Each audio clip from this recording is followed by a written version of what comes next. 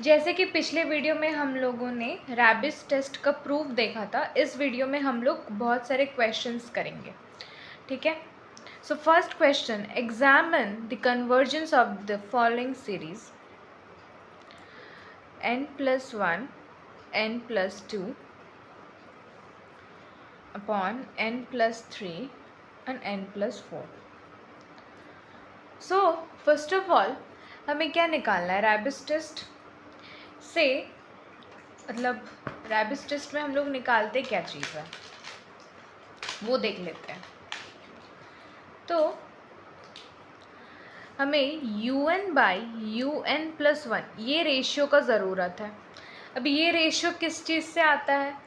ये रेशियो हम लोग डी-एलेम्बर्ट्स रेशियो से लेके आते हैं, मतलब डी-एलेम्बर्ट्स रेशियो टेस्ट से हम इन दोनों का रेशियो फाइंड करते हैं। तो सबसे पहले रैबिस टेस्ट फाइंड करने से पहले हमें डी-एलेम्बर्ट्स रेशियो टेस्ट फाइंड करना है, और अगर डी-एलेम्बर्ट्स रेशियो टेस्ट से पता चल जाता है तो बहुत अच्छी बात है, नहीं पता चलता है तो फिर हम आगे कंटिन्यू करेंगे। तो सबसे पहले इसका UN क्या है? UN तो जो गिवन है वही UN होता है, ठीक है। n+1 n+2 by n+3 n+4। अब सवाल है UN+1 क्या है? तो UN+1 क्या, कुछ भी नहीं, खाली जहाँ जहाँ n है वहाँ n+1 लगा देना। यहाँ n+1 लिखेंगे तो n+2 होगा, यहाँ पर n+3 हो जाएगा, यहाँ n+4 हो जाएगा और यहाँ n+5 हो जाएगा।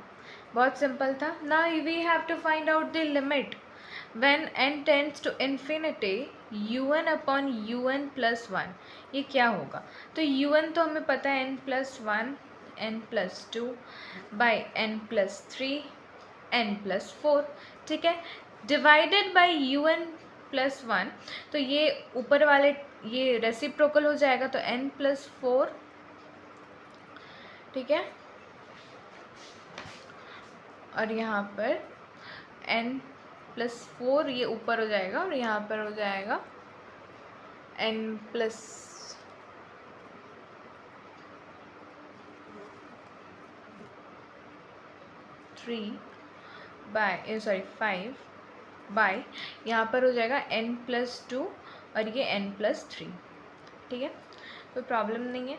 अब हम देख रहे हैं कोई चीज़ कैंसिल आउट हो रही है कि नहीं। तो वी कैन सी दैट यहाँ n+2 और n+2 कैंसिल हो रहा है, और यहाँ n+4 और यहाँ n+4 कैंसिल हो रहा है, ठीक है। Excuse me. सो n+1 n+3 n+5 n+3 और कुछ कैंसिल हो रहा है, यहाँ n+5 है ये, ठीक है। और कुछ कैंसिल तो नहीं हो रहा है। तो हमारे पास ऊपर क्या है n+1 n+5 और नीचे क्या है n+3 का होल स्क्वायर। इसको हम कैसे लिख सकते हैं? n² + 6n+5 अपॉन यहाँ पे लिख सकते हैं n+3 का होल स्क्वायर, ठीक है। अब नेक्स्ट स्टेप में हम इन्फिनिटी, अगर n का पावर इन्फिनिटी लगा दे तो उसमें है। अब हमको क्या करना है? लिमिट लगाना है। तो लिमिट लगाने से पहले मैं क्या कर रही हूँ, यहाँ से ऊपर से n² कॉमन ले रही हूँ, नीचे से n² कॉमन ले रही हूँ। यहाँ 1 + 6/n + 5/n² बाई 1 + 3/n, ठीक है। अब क्या होता है, अब हमें लिमिट पुट करना है। तो जब मैं लिमिट यहाँ पर n tends to infinity put करूँगी तो ये 0 हो जाएगा, ये 0 हो जाएगा, ये 0 हो जाएगा, तो बचेगा 1, ठीक है। So we know that D'Alembert's ratio test में अगर 1 आ जाता है इसका मतलब वो फेल कर जाता है, ठीक है। So hence D'Alembert's ratio test fails. Now we apply Rabies test, ठीक है। अब हम रैबिस टेस्ट लगाएंगे। तो रैबिस टेस्ट के लिए एक्सप्रेशन क्या था? UN बाई, ठीक है, UN/UN+1, ठीक है, प्लस यहाँ -1 था और होल में n था, ठीक है, होल में n, ऑलराइट, तो मैं अभी एन नेक्स्ट स्टेप में मैं एन लगाऊंगी, पहले इसे सिंप्लीफाई कर लेती हूँ। तो ये कहाँ से, ये जो रेशियो मैंने ऊपर निकाला ना, ये वाला रेशियो, दिस वन, इसे मैं यहाँ से लिखती हूँ। तो N square plus 6n plus 5/n+3 का होल स्क्वायर और माइनस का 1, ठीक है। Now N square plus 6n plus 5 minus, इसको होल स्क्वायर में तोड़ेंगे तो हमें क्या मिलेगा, -9 एंड -6n, ठीक है। जिससे क्या हो रहा है, हमें दिख रहा है कैंसिल आउट हो जा रहा है ये और ये। तो हमारे पास क्या रह रहा है, -4/n+3 का होल स्क्वायर, ठीक है। ये बच रहा है। अब हमें क्या बोला है कि un/un+1 और -1 इन पूरा में n से मल्टीप्लाई करना है।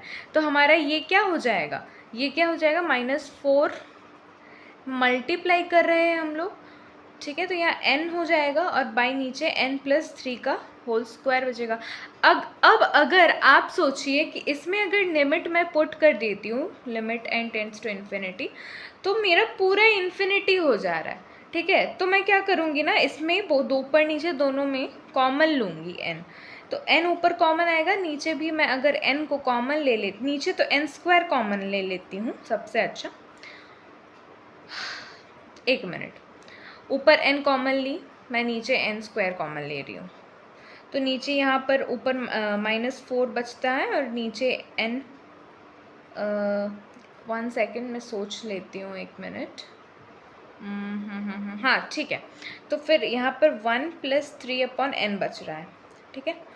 और नीचे इसका होल स्क्वायर है, तो ऊपर ये कट गया। तो ये फाइनली क्या आया,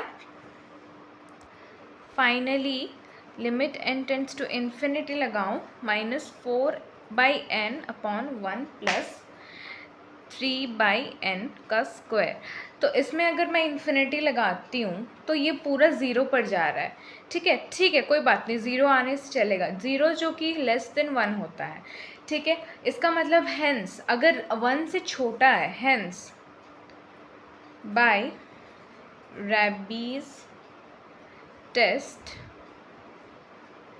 the given series is divergent, क्योंकि हम जानते हैं अगर 1 से छोटा आ गया तो वो डाइवर्जेंट होता है और बड़ा आ गया तो कन्वर्जेंट होता है, ठीक है। नेक्स्ट क्वेश्चन देखते हैं हम लोग यहाँ। तो un गिवन है 2², 4², 6², लास्ट का टर्म दिया है 2n-2 का होल स्क्वायर, नीचे 3, 4, 5, 2n-2, 2n-1 और यहाँ x⁴ 2n। We have to find out the un+1 term निकालना है।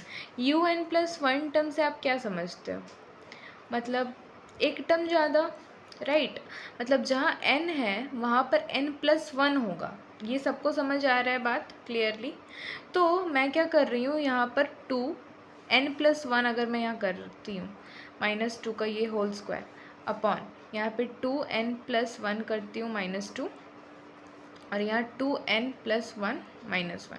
इसको सॉल्व करने पर क्या आंसर आ रहा है, ऊपर का वैल्यू कितना आ रहा है, 2n -2 और फिर -2 कैंसिल हो जाएगा तो ये स्क्वायर हो जाएगा, ठीक है।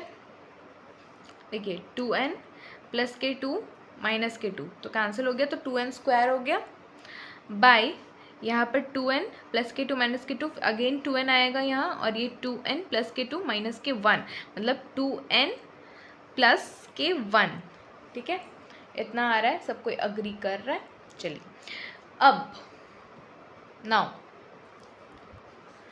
अब यहाँ चूँकि हम लोग 2 टर्म लिए हैं नीचे, तो यहाँ भी हम 2 टर्म लेंगे।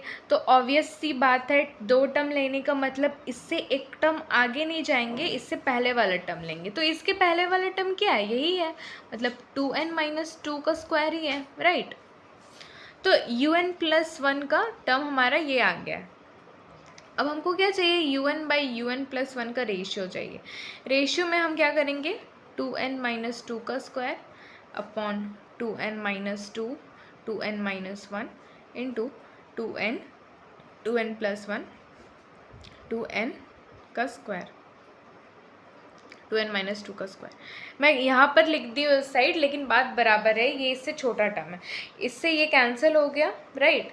अब मैं क्या कर रही हूँ, ध्यान से देखो, अभी मैं 2n-1 और 2n-2 को भी कैंसिल कर रही हूँ। अब आप बोलोगे ऐसे क्यों कर रही हूँ, तो ये एक सीरीज़ है, राइट। ये सीरीज़ का जो हम लोग लास्ट टर्म ले रहे हैं, इसका मतलब सीरीज़ का पहले टर्म्स भी इसके अंदर आ चुका है। n+1 टर्म का मतलब क्या है, आपको समझ में आ रहा है बातें।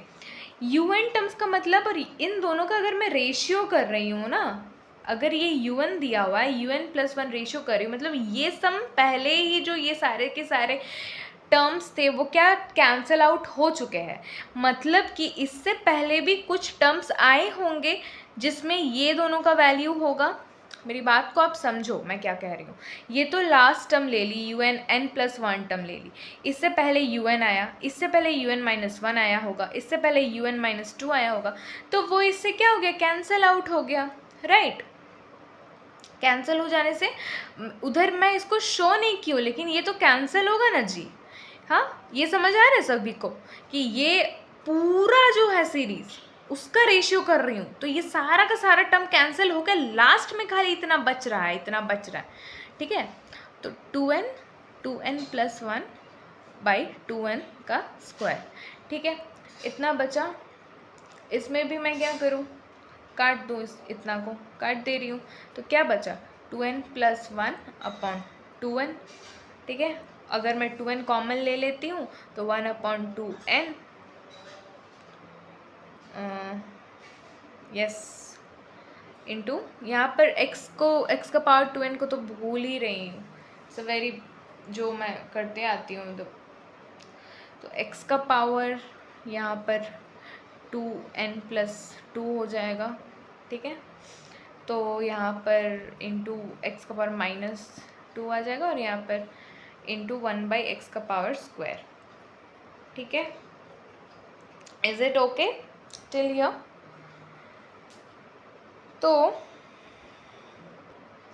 ठीक है, तो अब मेरे पास इसके साथ 1/x² भी आ गया। अब हमें क्या करना है, यहाँ से मैं ऊपर से 2n कॉमन ले ली, तो क्या बचेगा 1+1/2n। यहाँ नीचे से भी क्या कॉमन ली, 2n कॉमन, 2n तो है ही नीचे, तो इसको कैंसिल हो गया, यहाँ पर 1/x का पावर स्क्वायर बचा। अब यहाँ मैं अगर limit n tends to infinity put करूँगी, तो देखिए limit n tends to infinity put करने पर ये पूरा का 0 हो रहा है, तो बच क्या रहा है, सिर्फ 1, मतलब 1/x² बच रहा है सिर्फ मेरे पास, ठीक है। अब un/un+1 equal to limit n tends to infinity put करने पर हमें क्या मिलता है, 1/x²। नाउ डी-एलेम्बर्ट टेस्ट से, हेंस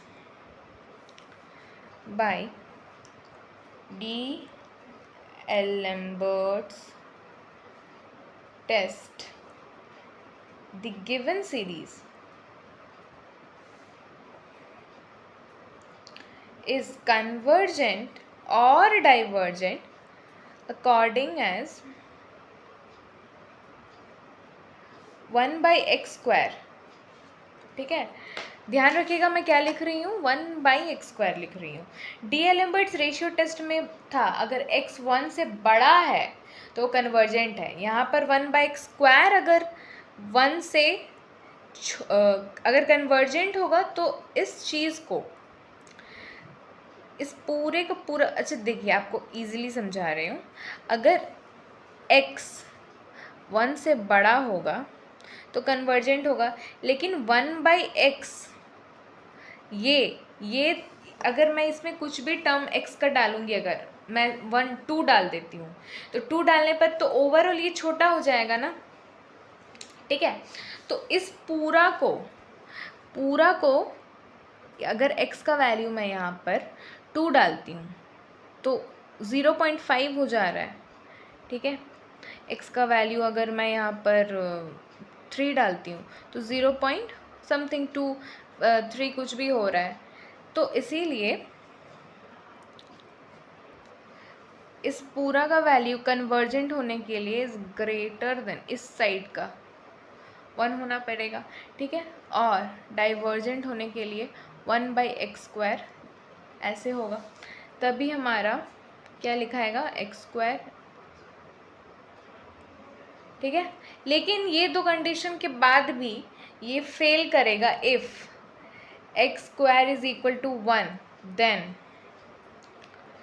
टेस्ट फेल्स, ठीक है।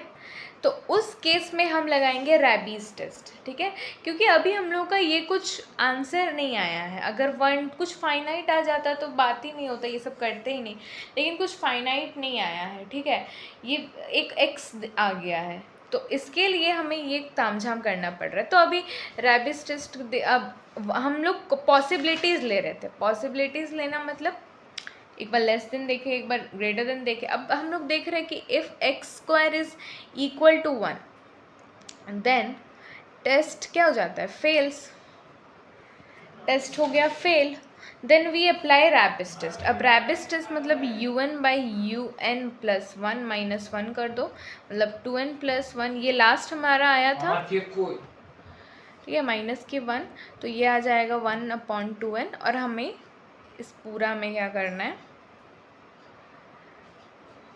n डालना है, तो यहाँ पर 1/2, ठीक है।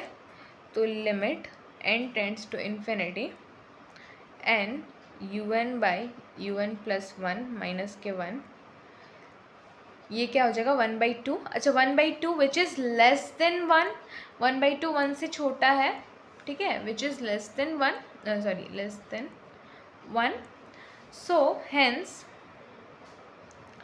Bye Raabe's test